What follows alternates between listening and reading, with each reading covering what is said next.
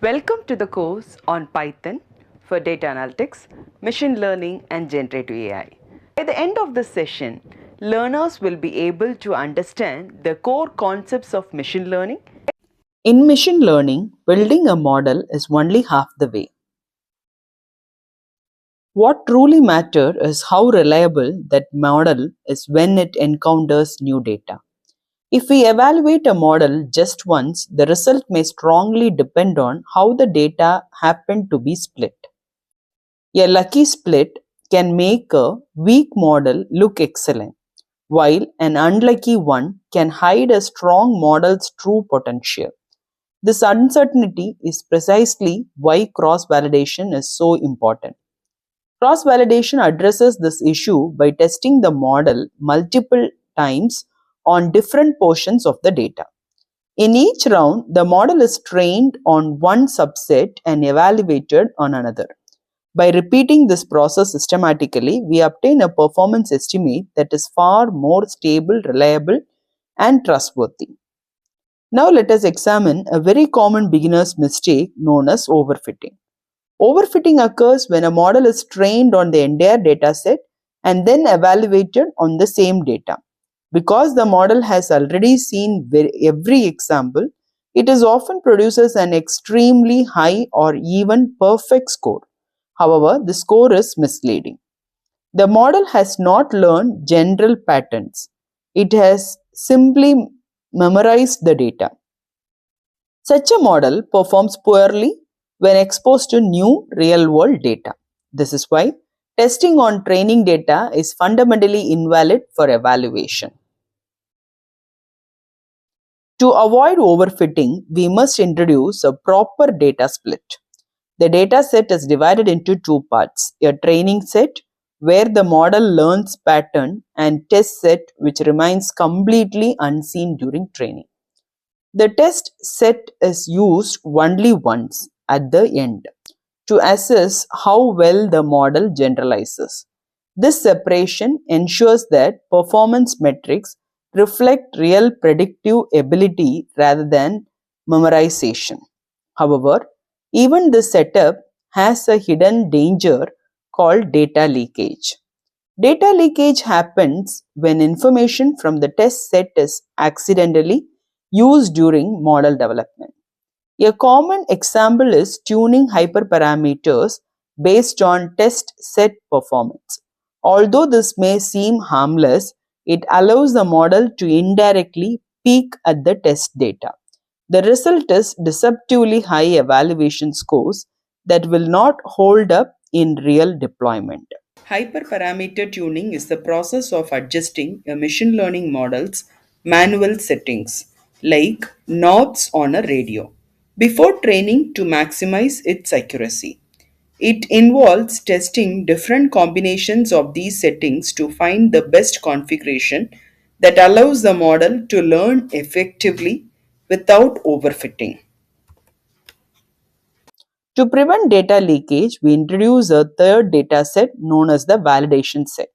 Now the data is split into three parts: training data to fit the model, validation data to tune hyperparameters, test data used only once for final evaluation.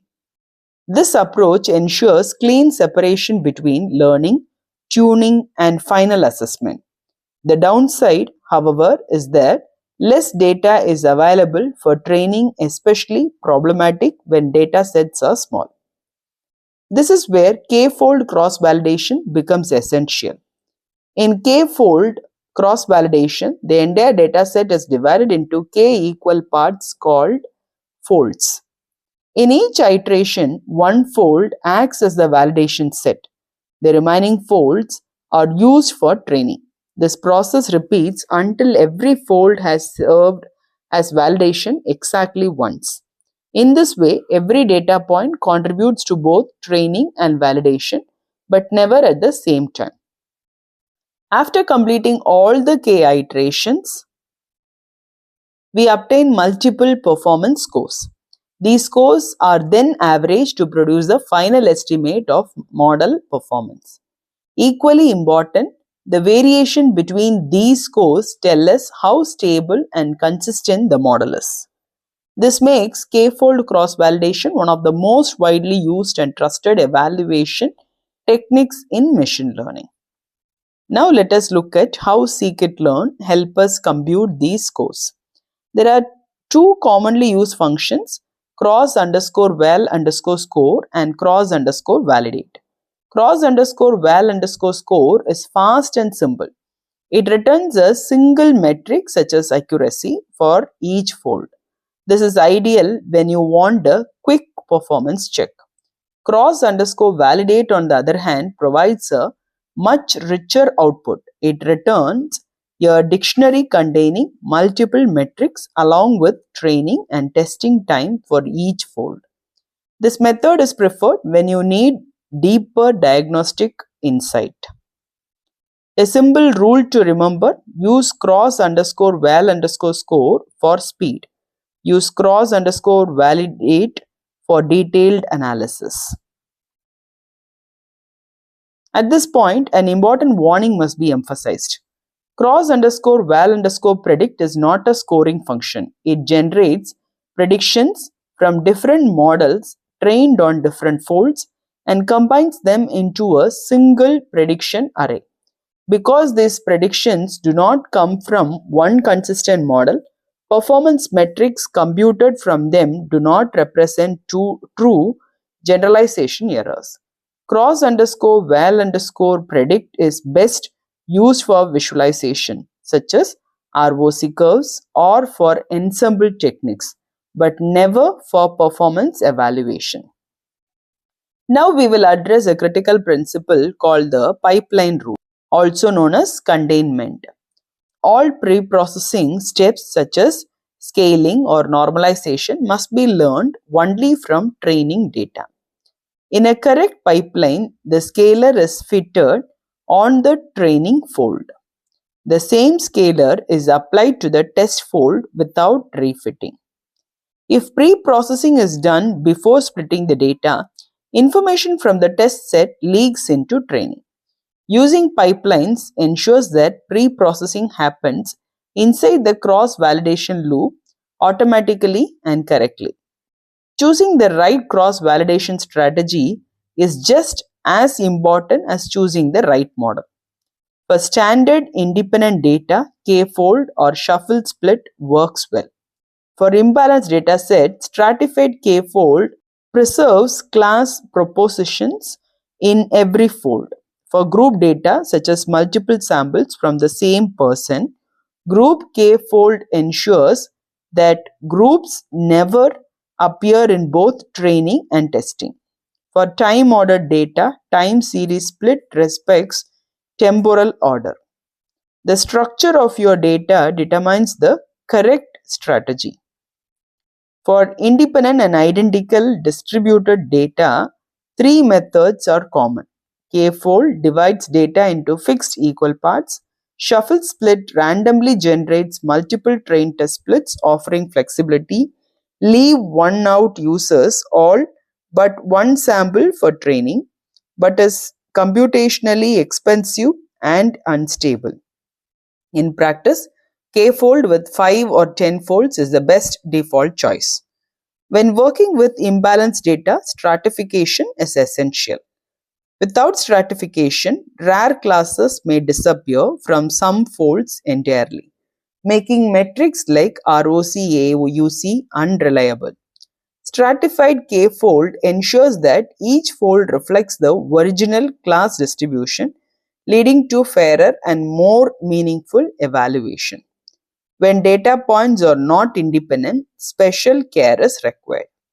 If samples from the same subject appear in both training and test sets, the model benefits from prior exposure, creating severe leakage.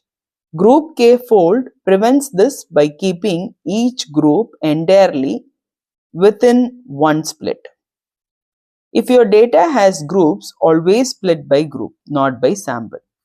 In more complex cases, we may need to satisfy two constraints simultaneously, keeping groups intact and preserving class balance. Stratified group k-fold addresses this challenge by carefully assigning groups to folds to minimize imbalance. While perfect stratification is not always possible, this approach offers the best practical solution, especially in medical and subject-based research. For time series data, one rule overrides all others. The future cannot predict the past. Time series validation never shuffles data. Training always uses past observation and testing always evaluates future values. As time moves forward, the training set grows and the test set consistently represents unseen future data. Finally, we must verify whether our model is learning real structures or merely fitting noise. This is done using the permutation test. The true model score is compared against scores obtained after randomly shuffling the labels. If the real score is significantly better than random, the model is learning meaningful patterns. For reliable results, more than 100 permutations are recommended. Let us summarize. Always keep a final test set untouched. Perform all pre-processing inside pipelines. Stratify when dealing with imbalance. Never split groups across folds. Never shuffle time series data.